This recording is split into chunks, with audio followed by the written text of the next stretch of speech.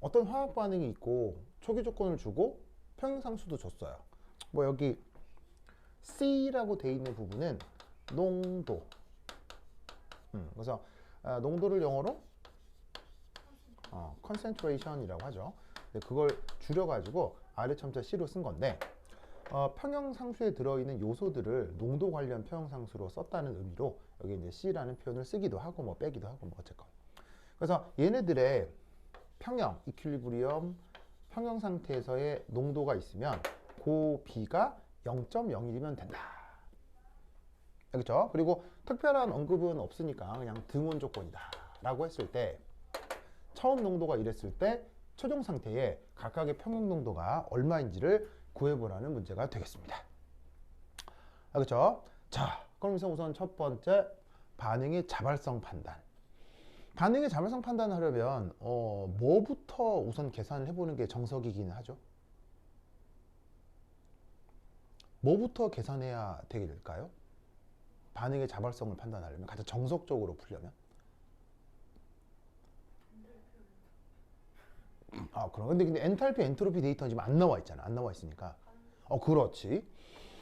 자, 바로 봐. 예, 노란색이네. 자, 반응 지수. 요거부터 해봐야 되겠죠? 자, 반응 불분의 생성물인데 반응 지수에는 초기 농도들이 들어가야 되잖아요. 그럼 초기 농도들을 넣어서 반응 지수를 표현을 하면 101 over 42 곱하기 40 나누기 21 분의 짜잔. 자, 저러면 되겠죠? 되겠죠? 그러면 그다음에 자 하고 이렇게 되려나? 우선은 싹 약분하면은 약분하면 대충 뭐 저렇게 될 것 같네요, 그렇죠? 저렇게 될 것 같네요. 자, 근데 어차피 쟤를 정확하게 구할 필요는 없고요. 여기 주어져 있는 평형상수랑 대소 비교만 하면 돼요, 그렇죠? 평형상수랑 대소 비교를 하면 이 경우 짜잔 이렇게 될 거예요. 그래서 계산을 하면 아무래도 0.01보다는 작은 숫자가 나올 것 같습니다. 자, 그러면 이때 여기에서 우리는 어떤 생각을 할 수가 있냐면 얘는 정반응, 역반응 어디로 진행이 되겠어요? 정반응이 되겠구나. 그래서 평형상수에 비해서 반응 지수가 더 작으니까 평형 조건에 비해서 반응물은 조금 더 많고 생성물은 적은 상황이니 그것을 완화시키기 위해서는 정반응이 돼야 되겠다. 알겠죠? 자, 그럼 이때 여기에서 반응 양론을 한번 생각해 보자. 그러면 여기에서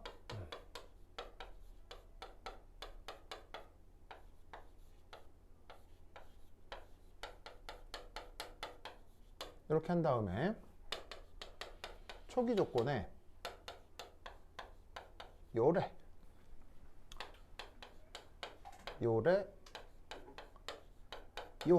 요만큼 있다고 하고 정반응이 된다고 했으니까 반응하는 정도가 x만큼 그리고 얘는 2x만큼 생긴다. 이러면 되겠죠.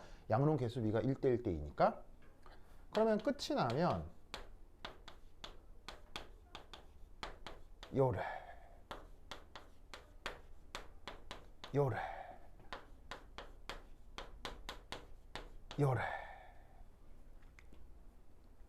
됐나요? 됐죠? 그러면 쟤를 어디에 적용을 해요? 여기에 적용을 하는 거지. 그러면 평형상수 표현이 얘분의 얘니까 그대로 계산을 하면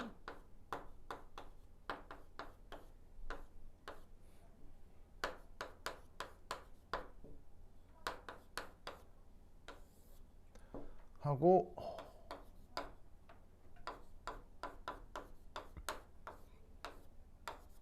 해서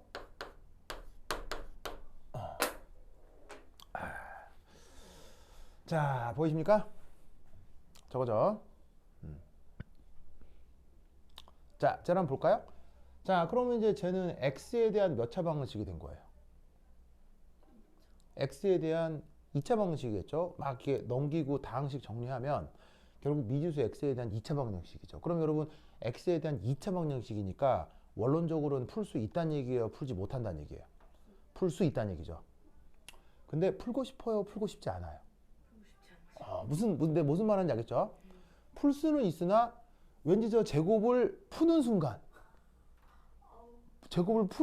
뭔가 내 무슨 말 알겠죠? 그럼 이럴 때 어떡하느냐? 이렇게 해줍니다. 3. 완전히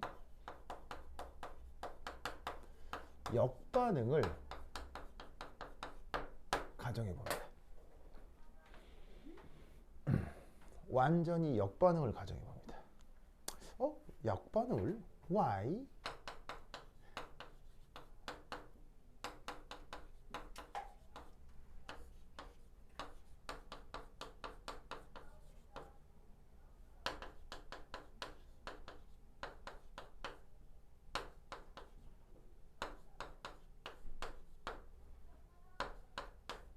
자, 이건데 여기에서 그냥 다짜고짜 역반응이 됐다고 한번 생각을 해보겠습니다. 역반응. 반응, 역반응. 그럼 역반응은 생성물이 만들어지는 거예요? 생성물이 없어지는 거예요? 생성물이 없어지는 거죠?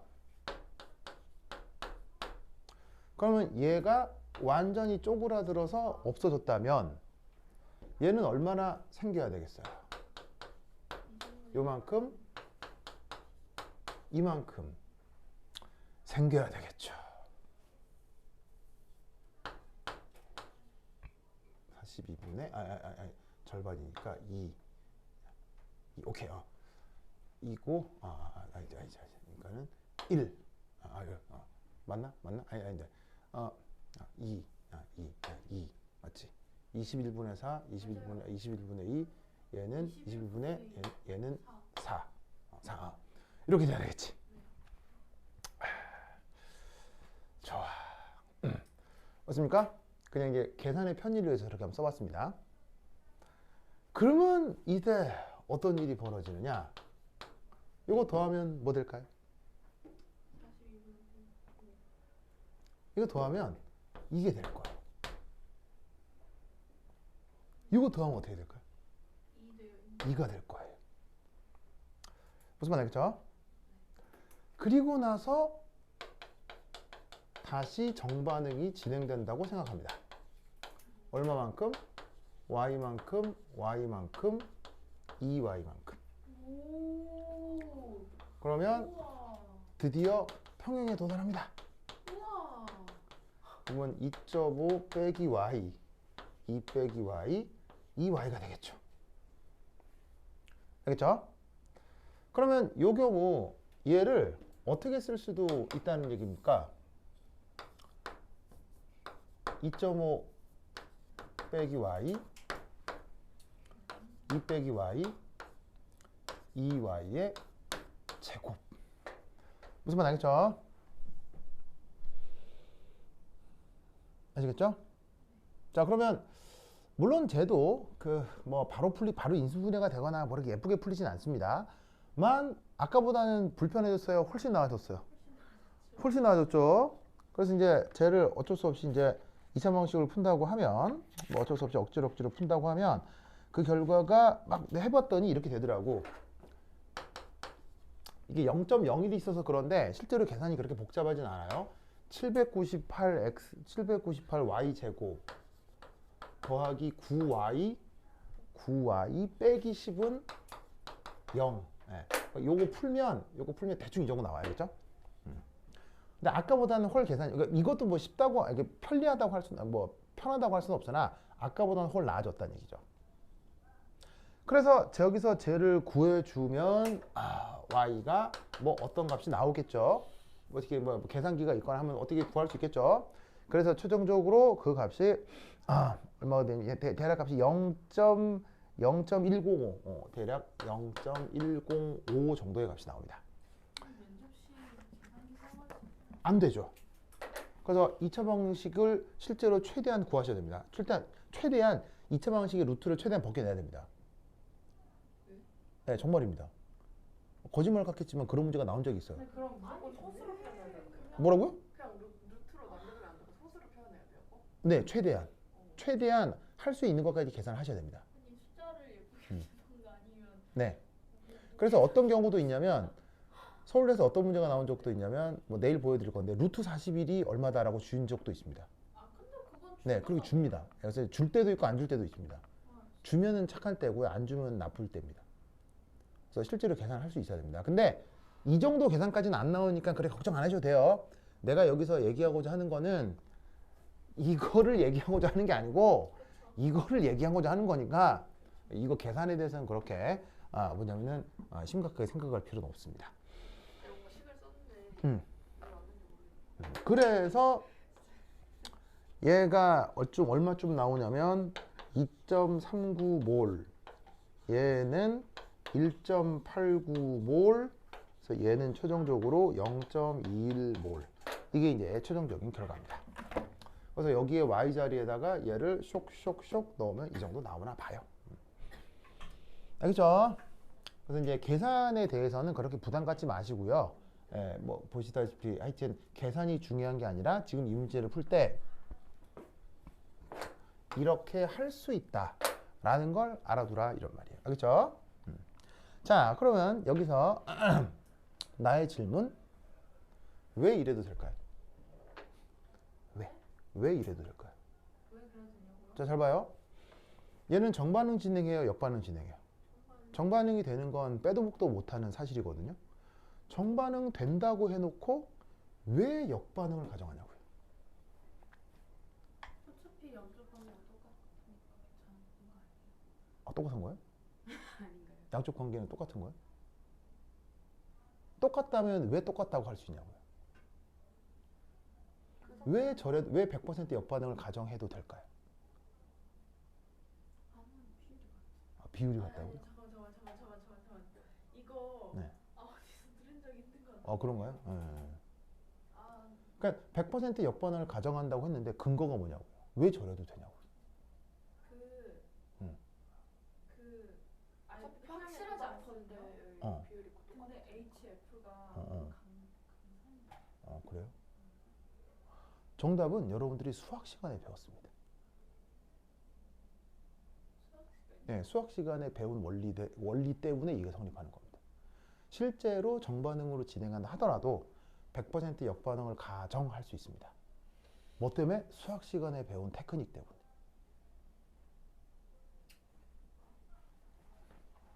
뽀로뽀로뽀로뽀 이것은 이렇게 치환한 겁니다.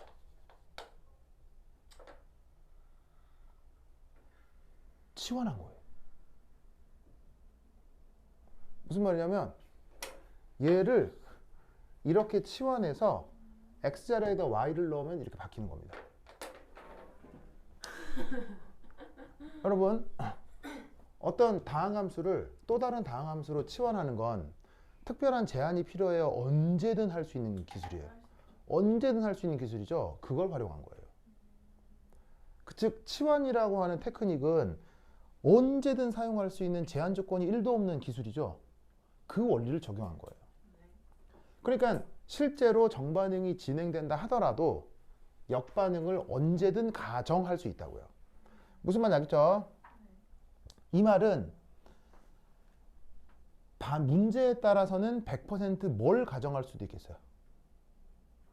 100% 정반응을 가정해도 상관없는 거예요. 그게 오히려 계산이 편하다면. 무슨 말인지 알겠죠? 그래서 결국 평형식을 딱 보고 평형식과 초기 조건을 보고 그대로 계산할지 아니면은 정반응, 역반응 어느 쪽으로 몰아놓은 다음에 그 다음 계산을 할지를 숫자를 보고 뭐냐면 생각을 하면 된다는 얘기예요. 무슨 말씀인지 아시겠죠? 이 경우는 왜 굳이 역반응으로 몰았겠어요? 왜 역반응으로 몰았겠어요? 왜냐하면 생성물의 개수가 2라서요. 개수가 2니까 이게 없으면 이걸 풀어내는 것보다 이걸 풀어내는 게 편해지잖아요. 여기 앞에 개수가 있으니까 제곱항을 단순화하기 위해서 역반응을 가정을 한 거예요. 무슨 뜻인지 아시겠습니까? 그러니까 상황을 보고 숫자를 보고 이렇게 정반응, 역반응 어디든 제어할 수 있다는 얘기예요. 근데 그렇게 한쪽으로 물면 네. 항상 저게 숫자가 깨끗해져요. 이쪽으로. 항상은 아니겠지만 누군가 0이 되겠죠. 누군가는 누군가는 0이 되겠죠. 이미 거기에서 편리해지는 거예요. 그래서 사실은 지금 이런 거는 굉장히 극적인 상황이고 이런 걸 이제 좀 강조하기 위해서 숫자를 희한하게 준 거고 그래도 그런 효과가 이 정도가 아니더라도 누구 하나는 0이 되겠죠. 그러면 다항식이 훨씬 편안해지니까 저렇게 해볼 수가 있습니다. 그래서 사실 어느 단계가 필요 없냐면요. 2단계가 필요가 없어요. 사실 저 단계가 필요가 없어요. 우와. 왜냐하면 정반응으로 갈지 역반응으로 갈지 몰라도 아무 때나 해놓고 한쪽으로 몰면 되니까 진짜. 예, 최종 평형을 구할 때 사실 저걸 할 필요도 없어요. 근데 이제 저 자발성 판단이 물리학적으로는 중요한 의미가 있기 때문에 해보려는 거지 단순히 평형 양론을 계산할 땐 저게 별로 안 중요해요. 별 의미가 안 해도 돼요. 안 해도 돼요. 근데 어차피 네. 이거 역반응 가정 안 해도 네. 그냥 이렇게 풀어서 x가 뭐 마이너스가 나오면 예, 맞습니다. 예, 그것도 맞는 말이고요. 그것도 맞는 말이고요. 그래서 이게 평형 양론, 그러니까 그게 산연기 평형 양론이건 뭐 이렇게 침전 평형 양론이건 문제가 어려울 경우는 이게 계산이 이게 숫자가 별로 안 좋을 경우는 이런 식으로 정반응, 역반응 어디로도 옮겨서 평형을 새롭게 계산할 수 있어요. 이 테크닉이 화학 전반에서 쓰일까요, 안 쓰일까요? 엄청 써요. 매일 계속 써요. 그걸 여러분들이 화학수 시간에 실제로 접하거든요. 접하는데 그게 이건지 모르고 접하는 거예요. 뭐만 알겠죠? 그죠? 이런 평형 양론의 테크닉을 같이 기억해 두시기 바랍니다. 되죠? 오케이, 됐다. 자, 그 다음 뭐 해볼 것이냐?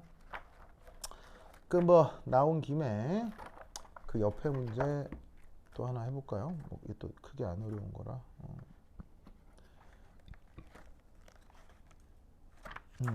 또 뭐 하나 해볼까? 뭐 하나 해볼까? 보지.